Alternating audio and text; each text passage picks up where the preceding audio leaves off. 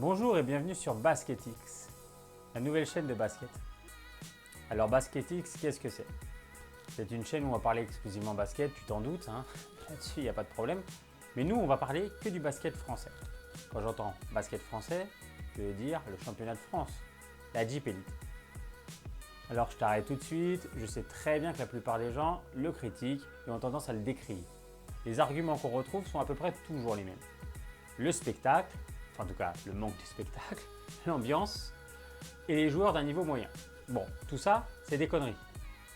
En général, les gens n'ont jamais vu un match ou alors ont regardé vite fait. Tout ça, c'est faux. Sur cette chaîne, justement, je vais te démontrer que le basket français, c'est vraiment fun. Et grâce à ça, tu pourras le kiffer tranquillement. Ok? Allez, installe-toi, c'est parti.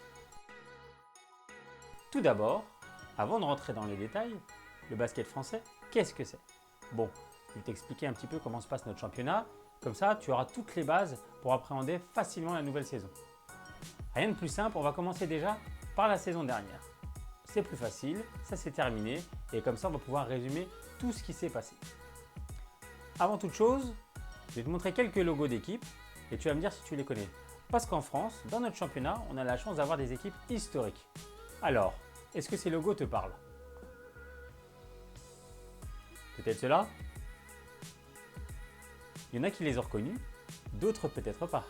En tout cas, sur cette chaîne, on va en parler régulièrement et t'inquiète pas, tu vas apprendre à les kiffer. Au niveau des joueurs, beaucoup de nos joueurs NBA sont passés par le championnat français. Ouais. Si je te montre ces photos. Et eux encore? Bon, ils ont tous commencé en France avant de partir en NBA. Tu en as forcément déjà entendu parler si tu t'intéresses un minimum au sport. Ouais, j'en suis sûr.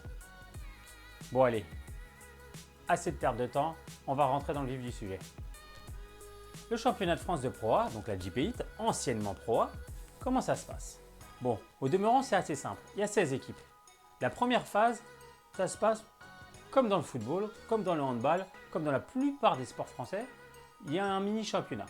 Un championnat sous forme de match aller-retour. 16 équipes, donc aller-retour, 34 journées de championnat. Jusque-là, ultra classique. Les deux derniers du championnat, ils sont relégués en deuxième division. Tu vois, c'est hyper simple. Comme au foot. La saison passée, les deux dernières équipes, ça a été Antibes et Fos-sur-Mer. Bon, deux équipes beaucoup plus faibles que le reste du championnat. Ils ont vraiment eu du mal. Ils sont repartis en deuxième division. On leur souhaite le meilleur. Bon courage les gars. Ça ne sera pas simple. Les 8 premières équipes se qualifient pour ce qu'on appelle les playoffs. Bon, si tu connais la NBA, si tu connais le sport américain en général, les playoffs, ça te parle. Qu'est-ce que c'est les playoffs? En fait, c'est un mini tournoi, un mini championnat, sous forme de quart de finale, demi-finale, finale. Donc les 8 premières équipes se qualifient, de la première à la 8e. Après, c'est assez simple, le premier rencontre le 8e, le second le 7e, le 3e le 6e et le 4e forcément le 5e. Jusque-là, ultra classique, je pense que c'est easy. Donc la saison passée, l'équipe de Lasvel, l'équipe de Villeurbanne, du président Tony Parker, lui je pense que tu le connais. Donc oui, Tony Parker s'est fait un petit kiff, il a acheté une équipe de basket. Donc il a acheté celle de Villeurbanne, Lasvel. Eux, ils ont fini premier du championnat. C'est-à-dire que sur la première phase, donc avec les 34 journées, eux, ils ont eu le meilleur bilan. Donc ils sont arrivés premiers du championnat. Assez simple encore. La deuxième équipe du championnat, ça a été Monaco. Monaco, c'est une grosse équipe aussi du championnat, un peu comme en football. La saison passée, Monaco a fini deuxième. Ils ont galéré en début de championnat, mais ils ont changé de coach en cours de saison. Donc, je te le donne, Sacha Obradovic. Comme ça, tu pourras te la péter. Et bien, ce coach-là, le Serbe, ancien coach de l'Alba Berlin et du Lokomotiv Kuban, il est arrivé et franchement, il a fait du super taf. Monaco, qui était dans les bas-fonds du championnat, a terminé en trombe et a fini vraiment deuxième du championnat. Donc voilà, je t'ai déjà donné les deux premiers. On va parler des 8 autres équipes, t'inquiète pas, dans le mode playoff. Il restera 6 équipes entre la 8e place et la 14e place. Eux, qu'est-ce qui se passe? À la fin de la phase aller, ils sont en vacances, ciao, bye bye, Morito, la plage, ceci, cela. Allez, bye là. Une fois que ça s'est terminé, on attaque donc le mode playoff. Assez simple, comme je te l'ai expliqué tout à l'heure, mode à l'américaine, quart de finale, demi-finale, finale. Quart de finale, la première équipe a 2 victoires, se qualifie. Et la demi-finale et la finale, c'est la première équipe à 3 victoires. Au premier tour donc, l'Asvel, le premier du championnat, affrontait Le Mans. Le Mans, c'est l'équipe qui était championne de France l'année d'avant. Bon, un premier tour net et sans bavure, l'Asvel gagne 2-0. Dommage pour Le Mans, ciao bye bye comme je l'ai dit, mais l'Asvel était vraiment trop fort. La deuxième équipe du championnat, Monaco. Monaco, ils affrontaient Limoges. Limoges, autre équipe historique, je te mens pas, hein, c'est vraiment des équipes historiques. Petit aparté, tu vois, Limoges, on pourrait la comparer à Marseille en football. Équipe vainqueur de la Euroleague en 1993, comme l'OM en Ligue des Champions, et puis problème d'instabilité chronique au niveau de la direction, etc., etc. Bon, pour revenir au basket et à notre compétition, Monaco a battu Limoges 2-0. Ciao bye bye Limoges, pareil, les vacances, la playa, les mojitos. Troisième du championnat, Dijon. Équipe surprise la saison passée, beau parcours, des joueurs très motivés notamment et une belle révélation. Bon, l'équipe de Dijon a affronté l'équipe de Strasbourg. Strasbourg, bon, équipe aussi historique de notre championnat, on continue, voilà, tu sais que maintenant il y en a beaucoup. Strasbourg, je vais faire une petite comparaison au vélo cette fois, Raymond Poulidor. Pour les plus jeunes, ils ne savent pas qui c'est, pour les plus vieux, Raymond Poulidor c'était un cycliste qui finissait toujours deuxième du Tour de France. À Strasbourg c'est la même, hein. Toujours en finale, jamais vainqueur. Désolé pour eux, mais c'est comme ça. Eh bien, cette saison, Strasbourg n'a rien pu faire. Dijon était au-dessus, victoire 2-0. Dernier, qualifié en play-off, Nanterre, l'équipe du 92, affrontait l'équipe de Pau-Orthez, les Lambernais. Encore des équipes historiques, hein. De toute façon, je te l'ai dit, on en a plein dans notre championnat. Bon, Nanterre, 2-0, le Pau-Orthez, bye bye, les vacances, le mojito, maintenant tu connais le principe, c'était ça. L'équipe du 92 était au-dessus, les Lambernais a tout fait, mais vraiment, ce n'était pas leur année. Maintenant, on peut passer tranquillement aux demi-finales. L'Asvel, Nanterre. Malheureusement, on n'a pas eu de suspense. L'Asvel était vraiment trop fort. L'équipe de Tony P a gagné 3-0. Nanterre a accroché le premier match, mais après, c'était compliqué et vraiment, l'Asvel était au-dessus. De l'autre côté, Monaco-Dijon. On attend peut-être un petit peu plus de suspense, mais je vais arrêter tout de suite. Monaco était également trop fort. Donc, victoire 3-0 des Monégasques. La Roca Team était au-dessus. Mais félicitations à Dijon et à Nanterre qui sont partis un peu plus tard en vacances et qui ont quand même pu profiter de la plage et des mojitos. La finale. Bon, comme tu l'as vu, les premiers tours n'étaient pas super disputés, c'était un peu facile. Mais là, la finale a été exceptionnelle. L'Asvel Monaco, nos deux plus grosses équipes de la saison passée, s'affrontaient. On a eu le suspense jusqu'au bout. 5 matchs, victoire 3-2 donc, victoire de l'Asvel. Bon, le favori qui gagne, c'est assez rare dans notre championnat, mais là, il faut féliciter les Villeurbanais, ils étaient vraiment au-dessus.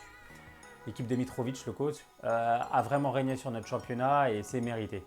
Un tout petit passage à vide à un moment donné de l'Asvel au milieu de saison, mais ça n'a pas duré longtemps, ils n'ont jamais laissé leur première place et puis le titre est mérité. Félicitations à la Roca Team, l'équipe de Monaco, et du coach Obradovic, comme je te l'ai dit tout à l'heure, qui a vraiment fait une superbe saison. Voilà, maintenant tu as vu le championnat, l'Asvel champion, Monaco en finale, on a vu qui était relégué, qui était en play-off. Bon voilà, là c'est simple, ça résume bien la saison passée. Autre compétition, la Coupe de France. Bon bah c'est un schéma ultra classique comme au football. 16e, 8e, quart, demi-finale, un match unique, le vainqueur passe, le perdant est Rancelli. La finale au basket, ça se passe à Bercy, au Palais Omnisport. Cette année, la finale, c'était Villeurbanne contre Le Mans. Bon, bah Villeurbanne a également gagné. Comme je te l'ai dit, Villeurbanne cette année était vraiment trop fort. Plus gros budget, plus grosse équipe, extraordinaire, ils ont réussi le doublé. On va que pouvoir les féliciter, donc félicitations à eux et bravo. Le Mans a fait une bonne saison, mais la finale, ils n'ont pas pu tenir. Hein. Franchement, l'Asvel était au-dessus. La troisième compétition, c'est la Leaders Cup. La Leaders Cup, qu'est-ce que c'est? Avant, ça s'appelait la Semaine des As. Peut-être que le nom te parle, peut-être pas. En tout cas, c'est assez simple. Mi-février, on arrête le championnat. Les 8 premiers à ce moment-là du classement, ils s'affrontent pendant 4 jours, en mode un petit peu mini-playoff, sauf que tu n'as qu'un seul match. Quart de finale, demi-finale, finale. Ça se passe à Disney, au pays du Mickey, tout le monde fait la fête, mais en même temps, tu as une compétition à gagner avec un trophée. Cette année, Strasbourg a affronté la GL Bourg-en-Bresse en finale. Bon, superbe match, vraiment superbe match. L'équipe de Strasbourg était au-dessus et vraiment, on s'est régalé. Les Américains ont fait le show et vraiment, c'était superbe. Victoire à Strasbourg qui sauve comme ça sa saison. Bon, maintenant qu'on a vu les compétitions, on va parler des joueurs qui m'ont fait kiffer la saison passée. Bon, cette sélection, elle est vraiment personnelle. Je ne peux pas citer tout le monde, j'ai vraiment fait le choix du cœur. Maintenant, les joueurs dont je vais te parler, ils m'ont vraiment fait kiffer. On va commencer par le premier, la révélation du championnat pour moi, la petite pépite de l'Asvel, Théo Maledon. Moi, je ne le connaissais pas en début de championnat, je ne vais pas te mentir. 17 ans quand il a commencé, 18 ans quand il a fini, une superbe saison. Du courage, du culot, du shoot, vraiment énorme. C'est simple, il a fait une tellement belle saison qu'il a réussi à être sélectionné au Star Game et appelé en équipe de France pour sa première saison. Bravo à lui et continue comme ça. Lui, dans 2 ans, il est en NBA, c'est sûr. Le deuxième joueur dont je vais te parler, c'est un Américain, Justin Robinson. Le meneur de Chalon a été exceptionnel, véritable phénomène. Alors lui, c'est pareil, 1m73, c'est un petit gabarit, mais il sait tout faire. Le spectacle garanti, shoot à 3 points du milieu de terrain, du corner, du lay-up. L'archer comme il fait, vraiment félicitations. Une des grosses révélations, une grosse star de notre championnat. On va parler maintenant des 2 Américains de la GL Bourg-en-Bresse, le club qui était en finale contre Strasbourg. Bon, Zach White et Zachary Peacock. Les 2 Américains, le poste meneur pour Zach White et le poste 4 pour Zachary Peacock, ont fait une super saison.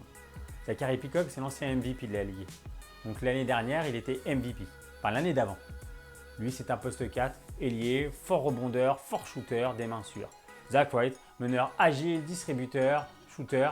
Bon, ils ont porté la GL Bourg, ça s'est joué à rien qu'il se qualifie pour les playoffs. Autre Américain, Devin Eubanks. Bon, alors lui, je ne vais pas te mentir non plus, je ne le connaissais pas en début de saison. Il est arrivé à Chalon-Reims. Bon, c'est un super joueur. Un petit peu le Carmelo Anthony du pauvre. C'est peut-être pas super vendeur, mais crois-moi, un super scoreur. D'ailleurs, il a fini meilleur marqueur de la saison. Et pareil, il sait tout faire. Un petit peu nonchalant, mais il peut te claquer 30 points en marchant. On va parler également des 2 Français de Nanterre, Hugo Invernizzi et Loaou Konaté. Dans 2 registres différents, ils ont fait une superbe saison. Invernizzi dans les 3 points et Konaté dans la défense, ils ont vraiment porté Nanterre, ce qui leur a permis d'aller le plus loin possible en playoff pour eux, en tout cas les demi-finales, bravo à eux. Autre Français qui m'a fait kiffer, Paul Lacombe. Félicitations mon gars, franchement tout seul en début de saison, tu as porté Monaco alors que c'était pas facile et jusqu'à la fin tu as fait une superbe saison. D'ailleurs, il a été sélectionné pour l'équipe de France pendant la Coupe du Monde, félicitations à lui. On va parler du dernier joueur, le dernier joueur et pas le moindre, le MVP de la saison, David Olson. Le meneur de poche de Dijon, l'américain, est extraordinaire. J'ai beaucoup dit ce mot, mais c'est véritablement ça. Il sait tout faire. La passe, du shoot, du dribble, du lay-up, décalage, prendre ses responsabilités, du leadership. 1m73 est énorme, un talent énorme. Bravo à lui pour son titre d'AMU. Bon, tu vois bien, là j'ai parlé que de quelques joueurs, j'ai fait une sélection. Je ne peux pas parler de tout le monde, c'est pas possible. Mais franchement, il y aurait beaucoup d'autres joueurs à citer. Je le ferai dans une prochaine vidéo, ne t'inquiète pas. Mais là, j'ai fait un petit focus sur mes coups de cœur de la saison passée. Sur cette chaîne, on parlera également dans une prochaine vidéo de Coupe d'Europe. Parce qu'en basket, il y a également des Coupes d'Europe. L'Euroleague, équivalent de la Ligue des Champions, et l'Eurocup. Cette année, on a la chance d'avoir un qualifié en Euroleague, l'Asvel, et 3 qualifiés en Eurocup. On en parlera tranquillement dans une prochaine vidéo, ne t'inquiète pas. Bon, j'espère que pour cette première vidéo, tu as pris du plaisir autant que j'en ai pris. Et on va bientôt se retrouver pour une deuxième vidéo. Dans celle-ci, je te présenterai les principaux transferts et recrues de chaque équipe.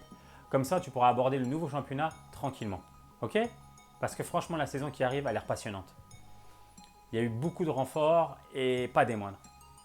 Bon, je te dis à bientôt. Kiffe le basket. N'oublie pas d'aller encourager l'équipe à côté de chez toi ou juste aller voir si tu aimes le basket. Franchement, le spectacle sera en rendez-vous et je pense que toutes les équipes seront contentes de te voir. Ok? Allez, je te dis à une prochaine vidéo. Kiffe le basket. Peace!